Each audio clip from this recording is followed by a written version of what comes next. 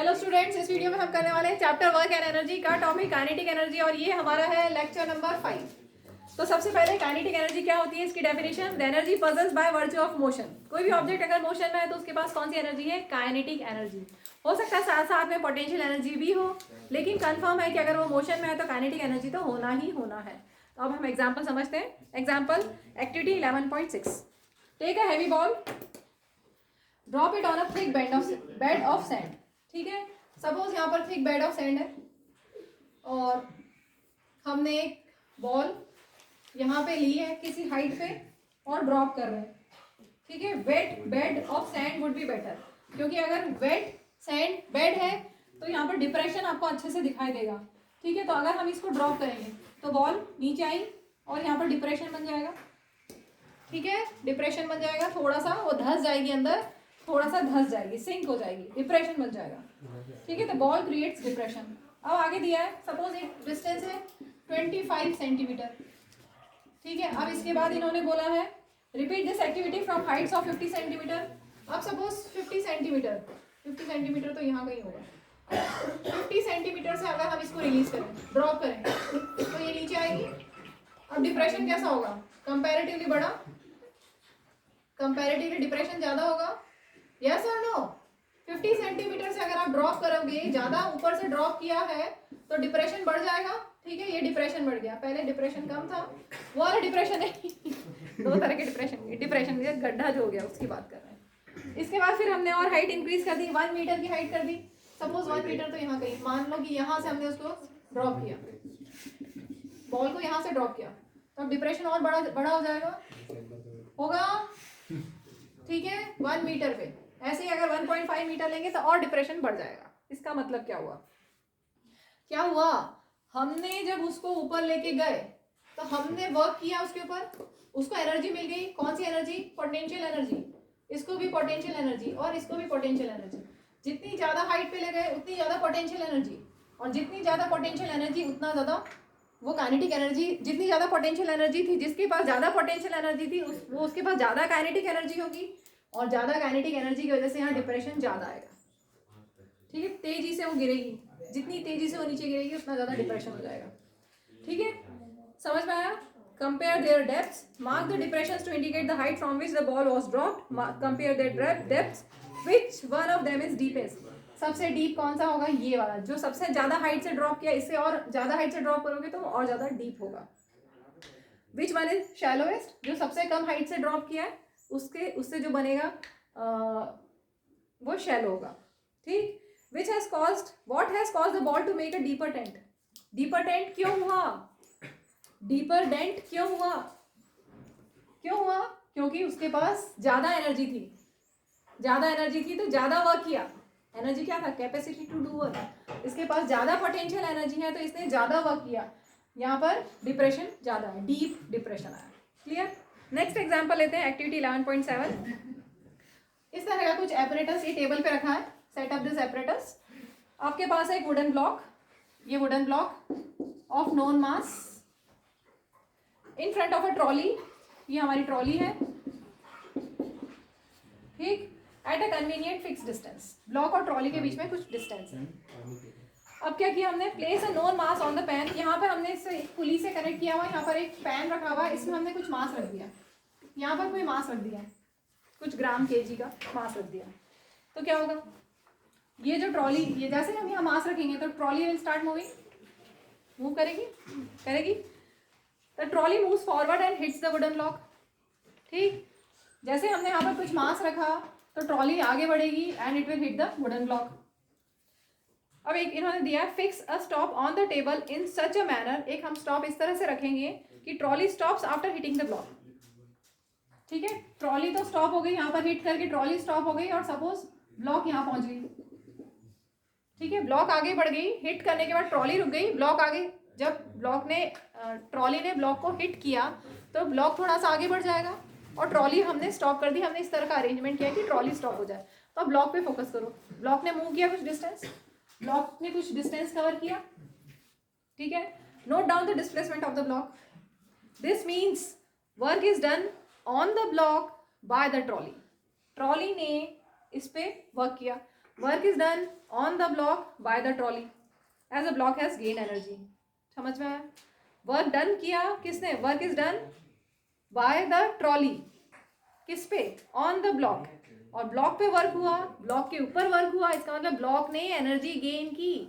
Block के ऊपर work हुआ, इसका मतलब ब्लॉक ने एनर्जी गेन की। From where does this energy come? कहाँ से मिली? ब्लॉक को एनर्जी कहाँ से मिली? ट्रॉली से। ठीक है, ट्रॉली ने मूव किया, ट्रॉली के पास काइनेटिक एनर्जी थी और वो एनर्जी उसने ब्लॉक को दे दी, तो ब्लॉक ने एनर्जी गेन की है। Repeat this activity by increasing the mass on the pen. अगर हमने यहाँ पे मास इंक्रीज कर दिया तो ट्रॉली फास्ट मूव करेगी, ज़्यादा हिट करेगी, ब्लॉक ज़्यादा मूव करेगा, डिस्प्लेसमेंट ज़्यादा होगा। ठीक है, in which case is the work done more? जिसमें हमने मास इंक्रीज किया तो वर्क डन ज़्यादा होगा। In this activity the moving trolley does work and hence it possesses energy. तो मूविंग ट्रॉली के पास कौन सी एनर्जी है? Kinetic energy. ठीक है, मूविंग ट्रॉली है इसलिए उसके पास काइनेटिक एनर्जी है। आगे दिया है अ moving object can do work. तो ये तो क्लियर हो गया, यहाँ पर मूविंग ऑब्जेक्ट था, मूविंग ट्रॉली थी और उसने वर्क किया। वर्क करने से क्या हुआ? ब्लॉक डिस्प्लेस हो गई। तो मूविंग ऑब्जेक्ट वर्क कर सकता है। N object moving faster can do more work. अगर ट्रॉली फास्ट मूव करेगी तो ज़्यादा डिस्प्लेसमेंट होगा, ज़्यादा वर्क होगा मीन्स ज़्यादा डिस्प्लेसमेंट होगा। तो an object moving faster can do more work than an identical object moving relatively slow. ठीक है, समझ में आ गया? अगर फास्ट है मूव, अगर वो फास्ट मूव कर रहा है तो ज़्यादा वर्क होगा। अब और दिया है अ मूविंग बुलेट, उसके पास बहुत ज़्यादा एनर्जी है, ज़्यादा वर्क होगा। ठीक है, अगर मूविंग बुलेट है और सामने एक वुडन बोर्ड लगा दिया हमने और बहुत हाई स्पीड से बुलेट जा रही है तो क्या होगा? वो उसमें अंदर धंस जाएगी जाके, it will get embedded in the block, wooden block. और अगर स्पीड और बढ़ा दोगे तो वो और अंदर तक जाएगी, ज़्यादा स्पीड बढ़ा दोगे तो वो और अंदर तक जाएगी, और स्पीड बढ़ा दोगे तो वो और अंदर तक जाएगी। हो सकता है कि स्पीड कम हो तो यहीं रह जाए। ठीक है, तो ज़्यादा स्पीड होगी तो ज़्यादा वर्क कर सकता है, ज़्यादा स्पीड होगी तो ज़्यादा वर्क हो सकता है। ब्लोइंग विंड, उसके पास एनर्जी होती है, इसे विंड मिल्स रोटेट हो सकते हैं, उससे एनर्जी हमें मिलती है। रोटेटिंग व्हील टरबाइंस में यूज होता है, उसके पास भी काइनेटिक एनर्जी है। और स्पीडिंग स्टोन, उससे भी कुछ वर्क हो सकता है, किसी को चोट लग सकती है। How does a bullet pairs the target? कैसे? अभी बताया था, इसके पास बहुत सारी एनर्जी है, बहुत सारी काइनेटिक एनर्जी है, इसलिए it will get embedded in this wooden block, आगे जाके धंस जाएगी। ठीक है, तो how does a wind move the blades of wind mill? क्योंकि विंड के पास है विंड एनर्जी और विंड मिल रोटेट कर सकता है। तो ये क्लियर हो गया, कोई भी ऑब्जेक्ट मोशन में है, objects in motion possesses energy and we call this energy as kinetic energy. और एग्जांपल्स दिए, a falling coconut, a speeding car, a rolling stone, a flying aircraft, flowing water, blowing wind, a running athlete. सभी जो भी motion में उन सब के पास they said to possess kinetic energy, they said to possess kinetic energy. In short, kinetic energy is energy possessed by an object due to its motion. वही लिखा हुआ है, ड्यू टू मोशन जो एनर्जी होती है that is kinetic energy. How much energy is possessed by a moving body by virtue of its motion? By definition, we say that kinetic energy of a body moving with certain velocity. Kinetic energy of a body moving with certain velocity किसकी equal होगी? Is equal to work done. किसी भी moving object की जो kinetic energy होगी that will equal to work done on it to make it acquire that energy. अब हमें एक इसका एक्सप्रेशन डिराइव करने वाले हैं, actually that is called work energy theorem. अब हम उसको डिराइव करते हैं, काइनेटिक एनर्जी और वर्क के बीच में क्या रिलेशन है उसको हम डिराइव करेंगे। चलिए अब हम करते हैं डेरिवेशन। काइनेटिक एनर्जी का जो फॉर्मूला है हाफ mv², उसका हम डेरिवेशन करेंगे। एग्जाम पॉइंट ऑफ व्यू से बहुत इंपॉर्टेंट है, इसको आप लर्न कर लेना। टेक्स्ट बुक में इसका पूरा पैरा दिया हुआ है, ये जो आप इंट्रोडक्शन में लिखते हैं कि consider an object of mass m, उसको मैंने अभी यहाँ शॉर्ट में लिख दिया, आप रेफर कर सकते हैं टेक्स्ट बुक से, पेज नंबर 151 है।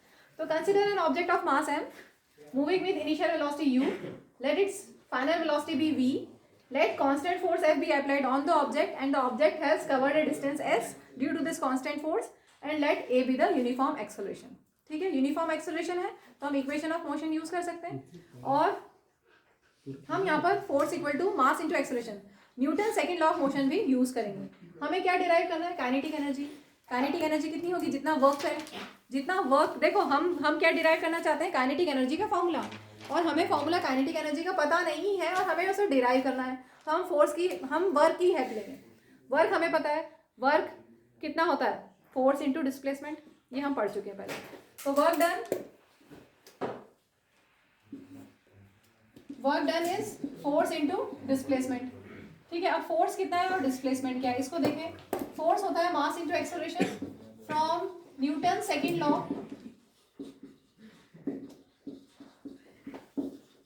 Of motion. क्या पढ़ा था आपने, F equal to m a, दो फॉर्मूले पढ़े थे। एक पढ़ा था rate of change of momentum is directly proportional to applied unbalanced force in the direction of force, और दूसरा फॉर्मूला था F equal to m a. ठीक है, तो हम F equal to m a लेंगे, एम ए। अब डिस्प्लेसमेंट कितना होगा, S। Third equation of motion using third equation of motion, third equation of motion क्या थी, b square equal to u square plus 2as।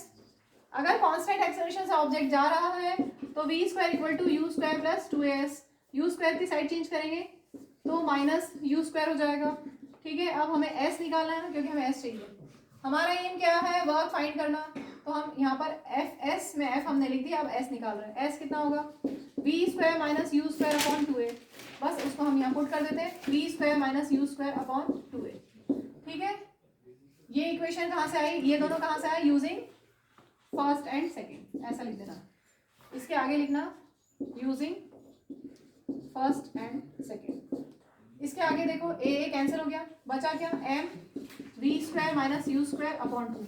यही तो है kinetic energy, work done is same as kinetic energy. इसको हम ऐसे लिख सकते हैं, half m v square minus u square.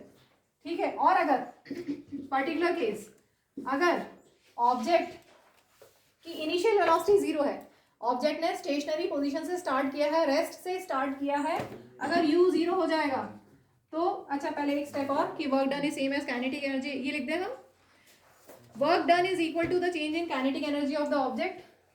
कहाँ लिखे हैं, ये लिख दिया ना, यूजिंग फर्स्ट एंड सेकंड सब लिख चुके, मैं इरेज कर लेती हूँ।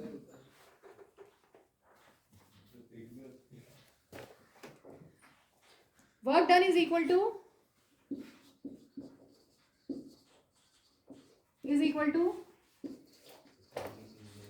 change in kinetic energy। ठीक है, therefore change in kinetic energy is half m v square minus u square। तो ये हमें मिल गया चेंज इन, डेल्टा मैंने बनाया ये, चेंज इन काइनेटिक एनर्जी के लिए हम डेल्टा के ई लिख सकते हैं, change in kinetic energy half m v square minus u square. इसमें पर्टिकुलर केस अगर इनिशियल वेलोसिटी 0 है तो काइनेटिक एनर्जी कितनी हो जाएगी, half m v square minus 0 square, that is equal to half m v square. और kinetic energy के E की जगह आप ई और सबस्क्रिप्ट में के लिख सकते हो, और यही हमारा फॉर्मूला है, तो यही हमने डिराइव कर दिया। ठीक है, kinetic energy of a moving object is directly proportional to mass. क्या क्या रिजल्ट आया, kinetic energy is directly proportional to mass of the object, the greater the mass greater will be kinetic energy, and kinetic energy is directly proportional to square of velocity, square of speed। ठीक है, the greater the speed greater will be kinetic energy। यहाँ पर ये upon 2 है। ठीक है, अब इसमें एक चीज और, ये जो हमने लिखा है चेंज इन काइनेटिक एनर्जी, इसको समझ लो फिर से। चेंज इन काइनेटिक एनर्जी का मतलब क्या है, कितनी काइनेटिक एनर्जी में चेंज आया, काइनेटिक एनर्जी में कितना चेंज आया। इसको हम कैसे लिख सकते हैं, kinetic energy final minus kinetic energy initial. इस फॉर्मूले को भी हम यूज करेंगे, इसलिए लिखवा रही हूँ। ये जो चीज लिखी है ना आपने, इसको हम ऐसा भी लिख सकते हैं ना, काइनेटिक एनर्जी फाइनल क्या होगा, हाफ एम वी स्क्वायर, और काइनेटिक एनर्जी इनिशियल कितना होगा, हाफ एम यू स्क्वायर। या हम इसको ऐसा लिख सकते हैं, half m v square minus u square, जो यहाँ लिखा हुआ है।